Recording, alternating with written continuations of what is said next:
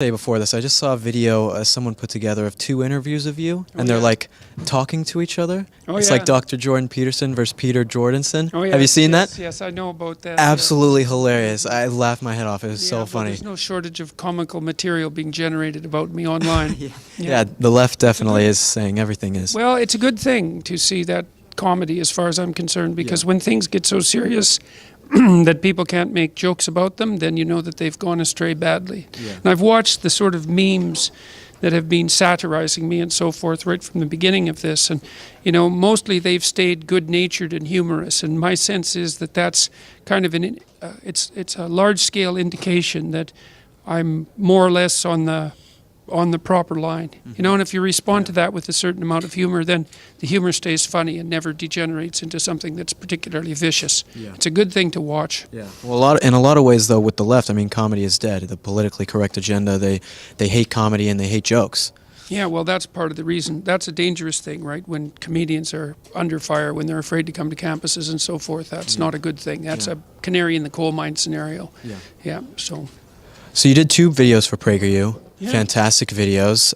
You did the one about fixing yourself, and then you did the one about college campuses. Dangerous people are teaching your kids. Dangerous children are teaching your kids. They're like children. Well, the professors, dangerous professors. Why don't you tell us a little bit about that video, the dangerous people are teaching your kids, and what the point of that one is?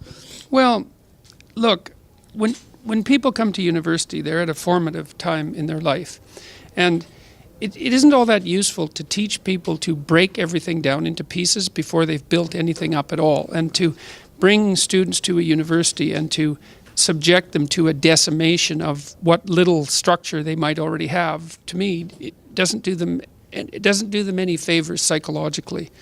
And the line that our culture is best conceived of as a patriarchal tyranny, and that anything that smacks of ambition or forward movement on the part, especially of young men, is to be regarded with a substantial amount of skepticism as a consequence, is not the least bit helpful. And then that's allied with a set of other ideas that I think are particularly pernicious and dangerous, like the idea that if every system that we have in our culture isn't characterized by precisely equal outcome across all conceivable groups at all conceivable levels, that's indication of discrimination, of unfair racism, bigotry. Yeah, well, it is. That's a potential contributing cause to some of it, but to draw that identity is very simple-minded, and it's also technically impossible, because there's no way that you can equalize all positions across the spectrum of all possible relevant groups. The question, how many groups are relevant? That's actually the issue that the intersectionalists deal with, right, on the left. You can keep breaking it down into so many different categories of someone, right? Well, you can keep breaking it down until what you're essentially left with is the individual, right? And so I think that the radical leftists have already discovered their own Achilles heel with intersectionality. They just haven't figured that out yet.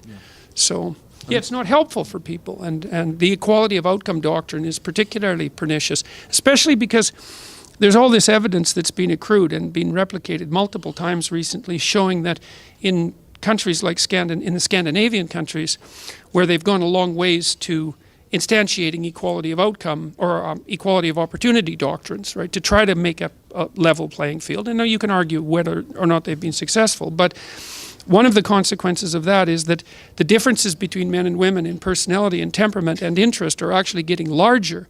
And so it doesn't look like you can simultaneously pursue equality of opportunity doctrines and equality of outcome doctrines, because they actually produce paradoxical consequences.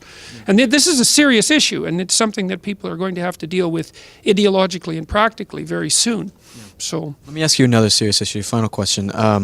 They did a survey, and my generation, the millennial generation, is the loneliest generation.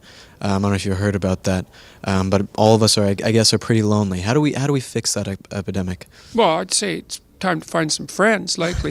Well, it's hard to say, because I'd have to look at the survey to see whether or not it's validly, like if it was validly conducted. But I would think that part of it is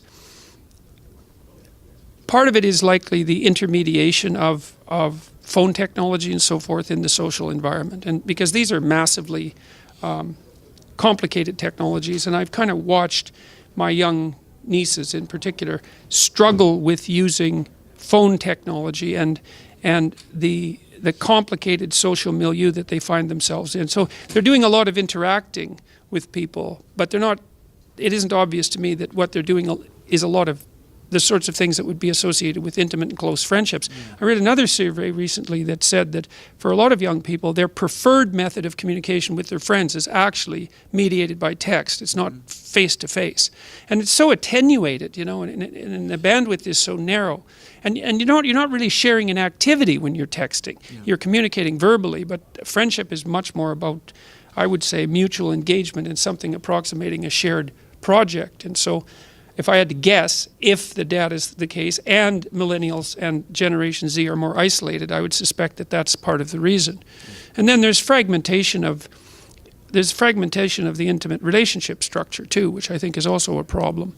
So because I don't know if young men and women, I think they're confused about how to conduct themselves in the space of intimate relationships for all the social reasons that have become obvious in recent years.